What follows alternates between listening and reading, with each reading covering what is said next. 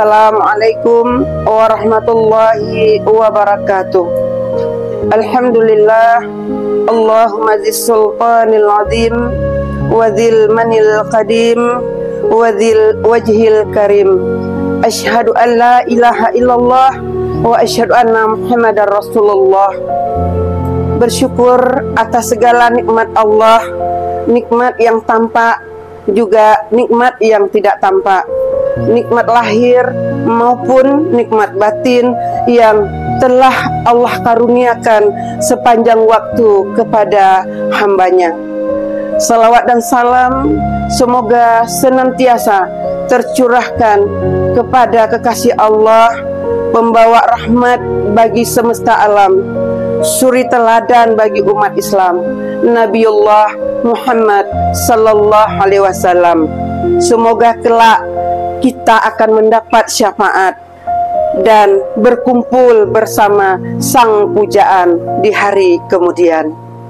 Sahabat berlian yang dirahmati Allah, agama Islam merupakan tuntunan jalan kehidupan umat manusia, sehingga aturan agama Islam mampu mengatur jalan kehidupan para hamba Allah demi memperoleh ridha dan cintanya Allah. Oleh karena itu, dalam kehidupan ini, laki-laki dan perempuan senantiasa memiliki interaksi sosial. Namun demikian, dalam tuntunan agama kita ada beberapa batasan pergaulan yang harus diperhatikan. Yang pertama, batasan perkataan, batasan perbuatan, dan batasan perasaan. Dalam batasan perbuatan, kita tidak boleh berdua-duaan, sebagaimana dijelaskan baginda Nabiullah Muhammad sallallahu alaihi wasallam. Berdua-duaan, maka yang ketiga adalah setan. Ketika kita sedang duduk bercanda gurau, sedang di kafe, sedang di ruang kelas, sedang di tempat sepi, maupun di pantai di saat senja datang, setan akan hadir di sana untuk membujuk rayu bahwa keinginan setan itu harus benar-benar terpenuhi. Maka dua insan yang terpana dalam cinta akan lalai akan batasan-batasan yang sudah dibatasi oleh ajaran Islam.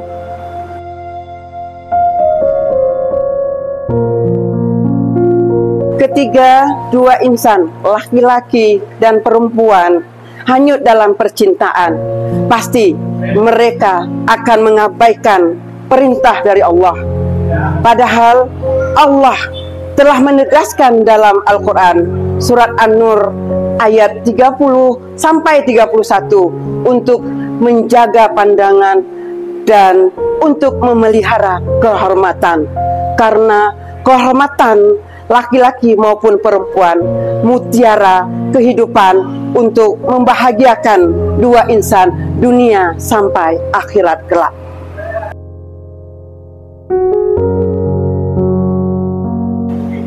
Batasan yang kedua yaitu batasan perkataan.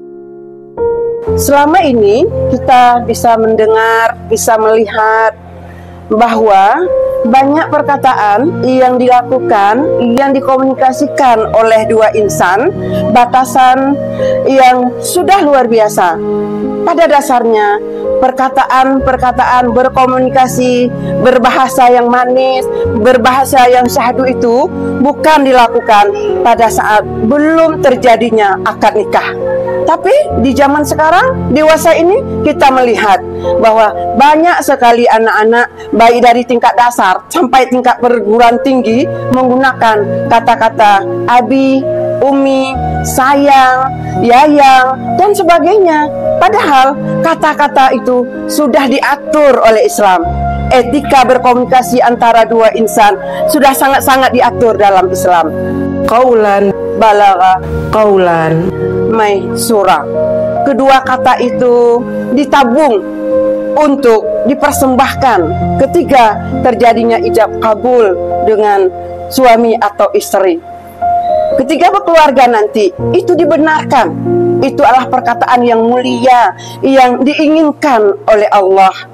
Memanggil suami abi, memanggil istri umi, memanggil suami papa, atau memanggil istri mama, atau sejenis yang sangat mengikat jiwa, mengetuk antara dua insan, sehingga keluarga itu bisa hidup di dalam sa'adah, mawaddah, warahmah. Sahabat berlian yang dirahmati Allah, kata-kata ini yang sekarang sangat diuber-uberkan oleh siapa? Oleh remaja belia saat ini, ketika mengirim sebuah kalimat lewat WA, juga sangat menyentuh, mendayu-dayu seorang laki-laki, juga seorang perempuan, hingga hadirlah setan di dalamnya, agar mereka akan dipengaruhi oleh setan untuk cepat bersatu dalam satu kata, bahwa kalimat yang dikeluarkan itu adalah kalimat maksiat. Kemudian yang ketiga adalah batasan perasaan. Luar biasa, nauzubillah min zalik. Kita melihat saat ini di jalanan yang panjang, di tepi laut, bahkan di kafe-kafe saat maghrib, mereka saling menukar bahasa cinta. Mereka mengabaikan titah Allah, malah keimanan mereka akan rusak dikarenakan lalai dengan cinta buta.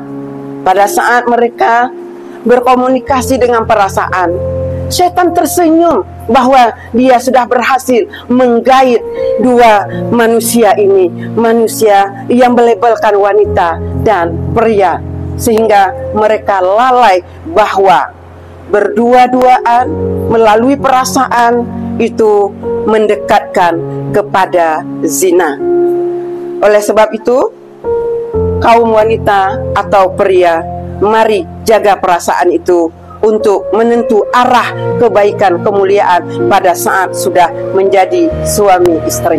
Sahabat berlian yang disayangi oleh Allah, ketika sebuah batasan sudah dijelaskan dalam Islam, tapi kita mengabaikan begitu saja, ingat bahwa efek buruk itu akan terjadi pada diri kita, seperti terjadinya pergaulan bebas, kumpul kebo di mana-mana, hingga batasan yang dilakukan oleh perempuan tidak berbatas waktu, pagi, petang, malam. Menurut mereka itu hal yang biasa.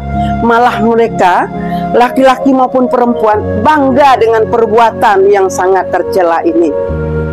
Oleh sebab itu, Allah Subhanahu wa Ta'ala mencabut rasa malu itu dalam hati perempuan, hingga diberi label dengan sebutan wanita salfa, wanita yang sudah berkeliaran di mana saja, berpelukan di depan orang ramai, senyuman, malah ria dengan kesombongan bahwa dia bisa menggait laki-laki maupun perempuan yang belum mahramnya. Efek yang kedua yaitu mendekati zina. Kenapa? Dengan berpacaran tanpa mengenal waktu, dengan berdua-duaan di dalam kegelapan, maka setan membisikkan kepada kita, ayo lakukan maksiat. Kapan lagi waktunya? Kapan lagi kesempatannya? Kalau hendak saat ini. Padahal Allah dengan tegasnya menyatakan, wala taqrabuz zina, jangan sekali-kali engkau dekati dengan zina, karena zina itu adalah dosa besar. Sahabat berlian yang disayangi Allah, ketika laki-laki dan perempuan sudah melakukan zina, maka sia-sialah kehormatan yang selama ini harus kita pelihara. Padahal kehormatan itu adalah sebuah tahta mahligai yang harus dipelajari, dijaga, dipelihara oleh seorang laki-laki maupun seorang perempuan. Kemudian banyak kerugian waktu, menghabiskan waktu sia-sia. Di setiap hari selalu tangannya mengetik, sayangku, di mana engkau, Papa, mama, di mana kamu? Sehingga menghabiskan waktu yang sia-sia, apalagi menghabiskan uang. Terkadang anak remaja belia, yang laki-laki maupun perempuan yang belum punya penghasilan, sampai-sampai memaksa orang tuanya untuk memberi jajan yang berlebih. Padahal itu semua digunakan oleh anak-anak kita untuk membeli voucher kepada sang kekasihnya, laki-laki maupun perempuan. Dan yang sangat berefek adalah sangat mengganggu kehidupan masyarakat. Kadang kita lihat di pelosok atau di kota-kota besar juga adanya mesum di kos-kosan. Banyaknya pasangan yang tidak sah yang tertangkap basah di kos-kosan. Ini sangat meresahkan masyarakat akibat efek buruk dari pacaran tadi. Kemudian melemahkan iman. Pacaran itu perbuatan dosa. Ada iblis yang menemaninya, sibuk dengan bercinta, waktu habis hanya untuk sang pacar. Setiap hari hanya mengingat dan mengingat, rindu ingin bertemu, hingga lupa pada Allah Subhanahu wa Ta'ala. Nauzubillahi min zalik. Dan yang terakhir adalah jatuh martabat keluarga dan agama. Padahal kita selaku anak dari seorang ibu, anak dari seorang ayah, harus mampu menjaga martabat orang tua. Karena di dalam Al-Quran ditegaskan bahwa ya ayyuhalladzina amanu qu anfusakum wa ahlikum nara. Jagalah diri kamu, jagalah keluargamu dari api neraka.